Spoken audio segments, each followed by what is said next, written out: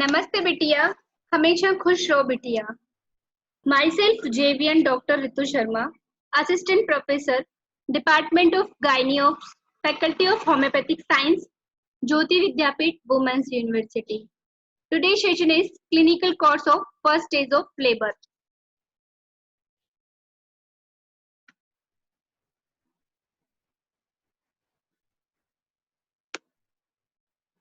The first symptom to appear is intermittent painful uterine contractions followed by expulsion of blood-stained mucus show per vaginum. Only few drops of blood mixed with mucus is expelled and any excess should be considered abnormal.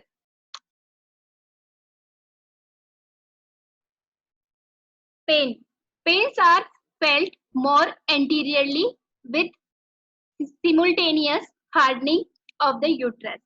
Initially, pains are not strong enough to cause discomfort and come at varying intervals of 15 to 30 minutes with duration of about 30 seconds. But gradually the interval becomes shortened with increasing intensity and duration so that in late first stage the contraction comes at interval of 3 to 5 minutes and lasts for about 45 seconds. The relation of pain with uterine contraction is of great clinical significance. In normal labor, pains are usually felt shortly after the uterine contraction being and pass off before complete relaxation of the uterus. Clinical pains are said to be good if they come at interval of 3 to 5 minutes and at the height of contraction, the uterine wall cannot be indented by the finger. Dilation and effacement of the cervix. Progressive anatomical changes in the cervix, such as dilatation and effacement, are recorded following each vaginal examination. Cervical dilatation relates with dilatation of the external os and effacement is determined by the length of cervical canal in the vagina. In primary gravida, the cervix may be completely effaced, feeling like a paper although not dilated enough to admit a fingertip. It may be mistaken for one that is fully dilated. While in multipara, dilation and tearing up occurs simultaneously, which are more abundant following rupture of membranous and the anterior of the cervix is too large to be effaced. The first stage is said to be complete only the cervix is completely retracted over the presenting part during contraction. Cervical dilatation is expressed either in term finger 1, 2, 3 are fully dilated or better in terms of centimeters. 10 centimeters when fully dilated. It is usually measured with fingers but recorded in centimeters. One finger equal to 1.6 centimeter on average.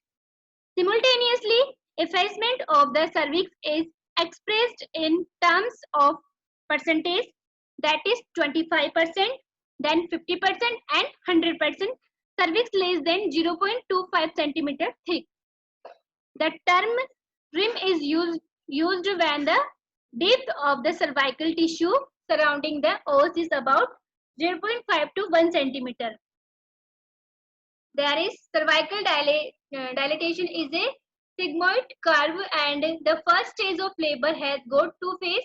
First is latent phase and second is active phase.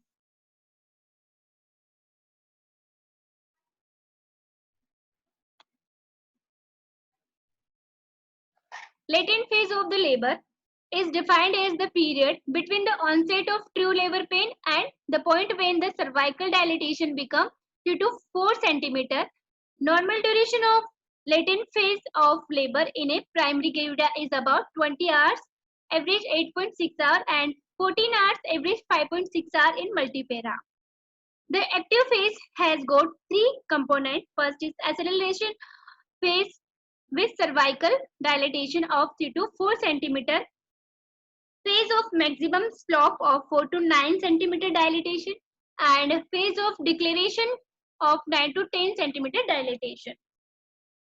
In primary gravida, the latent phase is often long, during which effacement occurs, the cervical dilatation averaging only 0.35 centimeter per hour.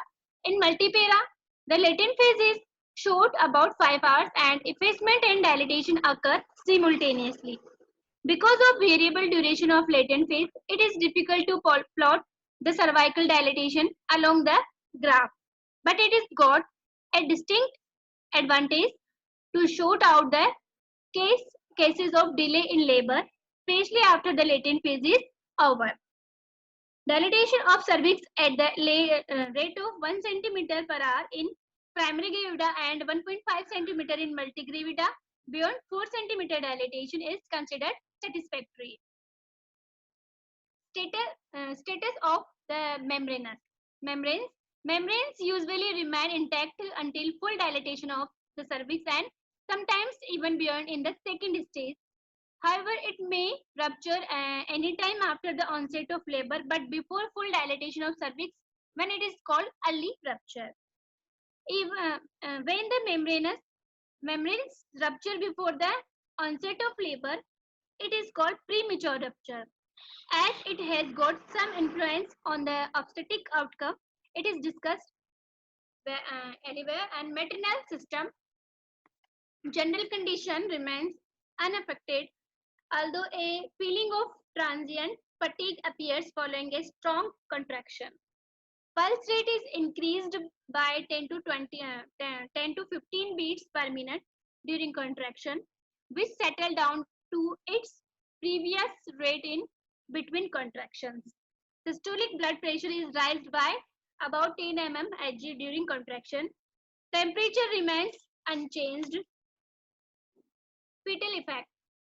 Fetal effect, as long as the membranes are intact, there is hardly any adverse effect on the fetus. However, during contraction, there may be showing of fetal heart rate by 10 to 20 beats per minute, which soon returns to its normal rate of about 140 per minute as the intensity of contraction diminished, provided to the fetus is not compromised. Now this session is powered by Digital Version 2.0, Jyoti Vidyapeeth Women's University. I hope you are satisfied with my digital session. If you have any query, please mention in comment box. I will resolve it. Thank you.